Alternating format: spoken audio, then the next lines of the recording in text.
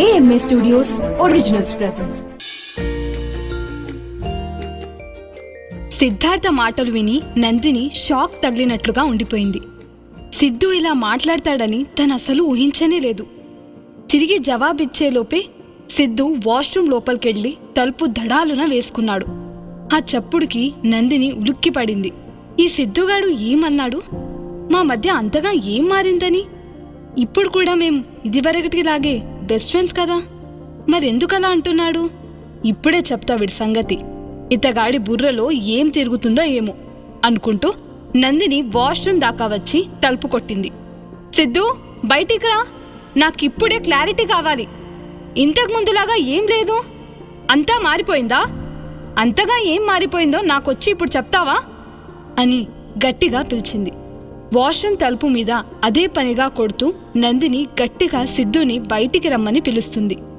కాని సిద్ధు మాత్రం అస్సలు సమాధానమే ఇవ్వలేదు. తాపిగా ఓ 20 నిమిషాల తర్వాత టవల్తో మొహం తుడుచుకుంటూ బయటికొచ్చాడు. వచ్చాక కూడా నందిని బదులివ్వలేదు. సిద్ధు బిహేవియర్తో నందిని చాలా హర్ట్ అవుతుంది. ఎంగేజ్మెంట్ అయిన దగ్గర నుంచి సిద్ధు ఇలాగే తనను ఇగ్నోర్ చేస్తున్నాడు. నందిని దీన్ని తట్టుకోలేకపోతుంది. ఒకప్పుడు సిద్ధు తన చుట్టూ తిరుగుతూ ఉండేవాడు, కారం చేస్తుండేవాడు. అదంతా తనకి చాలా నచ్చేది. తను చెప్పే ప్రతి చిన్న విషయాన్ని చాలా శ్రద్ధగా వినేవాడు. ఏం మారిపోయింది చెప్పు సిద్ధు? నేను నిన్ను ఇదివరకటిలా ఎందుకు హక్ చేసుకోకూడదు? నాకు సంతోషం వచ్చినా ఏడ్పొచ్చినా నిన్నే కదా నేను హక్ చేసుకునేదాన్ని. ఇప్పుడు కూడా అంతే చేస్తాను. I don't want to change this అంటూ నందిని సిద్ధు ఎదురుగా నిలబడి అతని కళ్ళలోకి చూసింది. నందిని మాటలకు సిద్ధు దీర్ఘంగా నిట్టూర్చి కళ్ళు మూసుకున్నాడు. చేత్తో నుదురు నిమురుకుంటూ, నందు, నువ్వు ఒప్పుకున్నా ఒప్పుకోకపోయినా మన మధ్య ఇంతకు ముందులాంటి పరిస్థితి అయితే లేదు. అయినా నువ్వు ఇంకెవరినో ఇష్టపడుతున్నావు కదా, మరి పరాయి మగాడిని కౌగలించుకోవడం తప్పు కదా అన్నాడు. పరాయి మగాడేంటి Siddhu? You are my best friend. నాకు తెలిసిందల్లా ఇదొకటే, ప్రేమ వేరు స్నేహం వేరు. ఎందుకు నువ్వు రెండింటిని కలిపేస్తున్నావు అని నందిని సిద్ధుని దబాయిస్తున్నట్లుగా అడిగింది. Nandu, stop it. We are not just friends. ఈ విషయాన్ని అర్థం చేసుకో. వీలైనంత త్వరగా దీన్ని యాక్సెప్ట్ చెయ్యి అని సిద్ధు గట్టిగా అరుస్తూ చెప్పాడు. అతనలా అరిచేసరికి నందిని భయంతో కనురెప్పలు టపటపలాడిచ్చింది. ఇంతకు ముందెప్పుడు సిద్ధు నందినితో ఇంత గట్టిగా మాట్లాడలేదు. అసలు తమ మధ్యలో ఏం జరిగిందని సిద్ధు ఇలా మాట్లాడుతున్నాడో నందినికి అసలు అర్థం కావట్లేదు. సిద్ధార్థ్, మనకి పెళ్ళైందని తెలుసు, కానీ మన పెళ్లికి ఎలాంటి విలువ లేదు. ఈ విషయం గురించి మనం ముందే మాట్లాడుకున్నాం కదా, మరెందుకు ఇలా బిహేవ్ చేస్తున్నావు? అయినా నీకు నేను చాలా ముఖ్యమైన విషయం చెప్పాలి కానీ అని సిద్ధు వైపు చూసింది.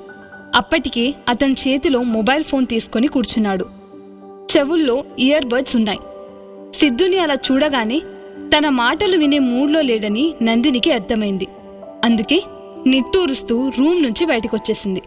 తను డిప్యూటీ CEO అయిన విషయం సిద్ధుతో చెప్పాలనుకుని చాలా ఎగ్జైట్ అయింది. కానీ అతని ప్రవర్తన చూశాక అసలేమీ చెప్పాలనిపించలేదు. అటు సిద్ధు కావాలని నందినిని ఇగ్నోర్ చేస్తున్నాడు. తన పట్ల ఫీలింగ్స్ పెరిగిపోతే తర్వాత కష్టమవుతుందని అతని భయం. నందిని తను ప్రేమించిన వాడి కోసం తనని వదిలేసిపోతే ఆ బాధ తట్టుకోవడం కష్టమని అతనలా బిహేవ్ చేస్తున్నాడు. కానీ ఈ ప్రవర్తన అతనికి ఇంకా బాధనిస్తుంది. మరుసటి రోజు ఉదయం సిద్ధు కళ్ళు తెరిచేసరికి ఎదురుగా ఉన్న సోఫా మీద నందిని కూర్చొని ఉన్నట్లుగా పడుకొని ఉంది. రాత్రి సిద్ధునే ముందు నిద్రపోయినట్లున్నాడు, లేదా కళ్ళు మూసుకొని మ్యూజిక్ వింటున్నప్పుడు నందిని రూంలోకి వచ్చి ఉంటుంది.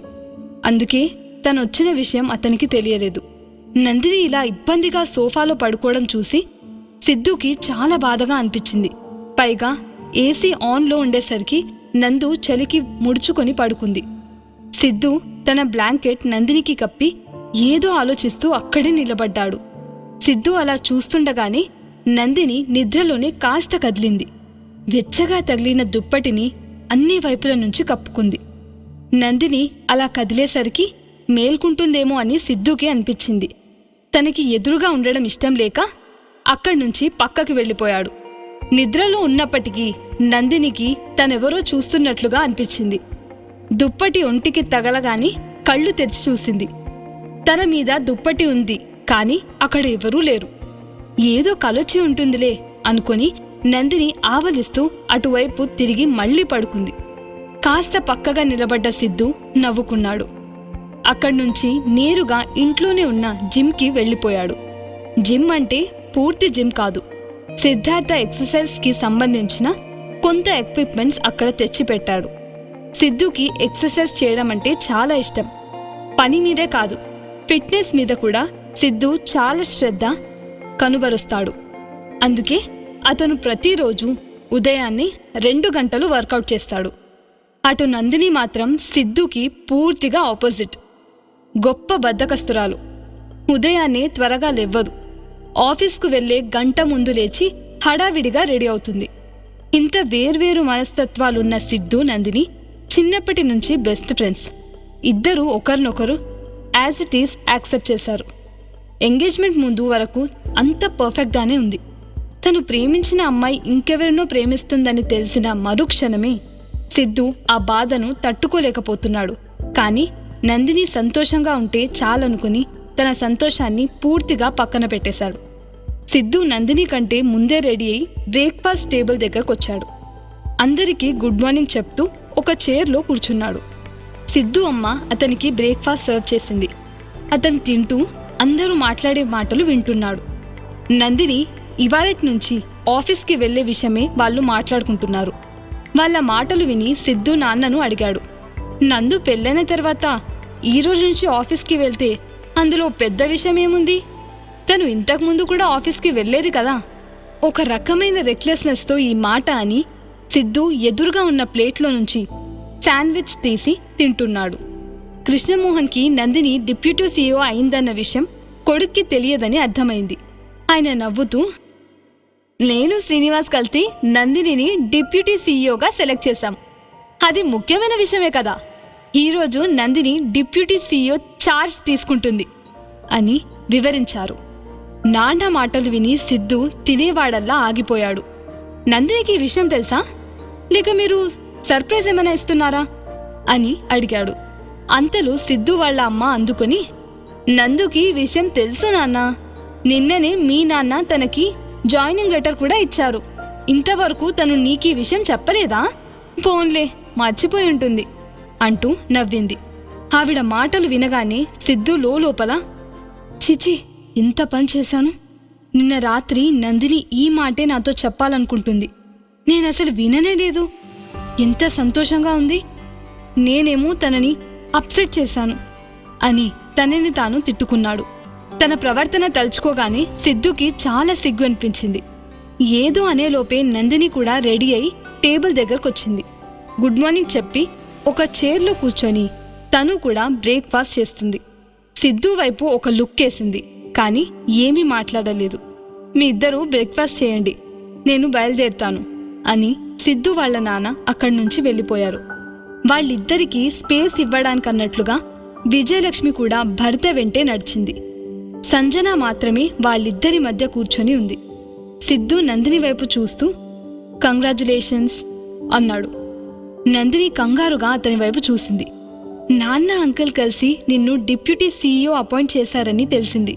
తొందరలోనే నువ్వు కంపెనీకి సీఈఓగా ఎదుగుతావని నాకు గట్టి నమ్మకం ఉంది అని సిద్ధు నందినితో అన్నాడు. థ్యాంక్ యూ, కానీ ఈ విషయం నేనే స్వయంగా నీతో చెప్దామనుకున్నా. రాత్రి ఎంత సంతోషంగా ఉన్నానో, కాని నువ్వేమో అంటూ ఆగిపోయి అక్కడే కూర్చున్న సంజన వైపు చూసింది. సంజన కాఫీ తాగడం అయిపోయిన కప్పు మూతి దగ్గరే పెట్టుకుని వీళ్ళిద్దరి మాటలు వింటుంది. వాళ్ల ప్రవర్తన చూస్తుంటే ఇద్దరి మధ్య ఏదో టెన్షన్ నడుస్తుందని సంజనకి డౌట్ వచ్చింది. కాని నందిని అలా చూడగానే విషయం అర్థం చేసుకున్న దానిలా పైకి లేచి, సరే వదినా, నేను కూడా వెళ్తాను అని నవ్వుతూ అక్కడి నుండి వెళ్ళిపోయింది. సంజన వెళ్ళగానే నందిని సిద్ధు వైపు చూసి, సిద్ధు, రాత్రి అలా ఎందుకన్నావు? నువ్వా మాట అన్న దగ్గర నుంచి నాకు అసలు నిద్ర పట్టట్లేదు తెలుసా. చాలా ఆలోచించాను. మనం ఇదివరకటిలా బెస్ట్ ఫ్రెండ్స్గా ఎందుకు ఉండలేం చెప్పు? ఇదివరకటిలా నేను నా సంతోషాన్ని బాధని నీతో ఎందుకు పంచుకోకూడదు అంటూ ఇలా ఎమోషనల్ అయింది. సిద్ధు నందు చెంప మీద చేయి పెట్టి, ఐఎమ్ వెరీ సారీ నందు, నిన్న నేను ఓవర్ రియాక్ట్ అయినట్లున్నాను. కానీ నీకు ఈ పోస్ట్ వచ్చినందుకు చాలా సంతోషంగా ఉంది. All the best for your first day in office అని ప్రేమగా అన్నాడు. సిద్ధు సారీ చెప్పగానే నందిని మొహంలో చిరునవ్వు మెరిసింది. నీళ్లు నిండిన కళ్లతో నవ్వుతుంటే సిద్ధుకి తను చాలా ముద్దుగా కనిపించింది.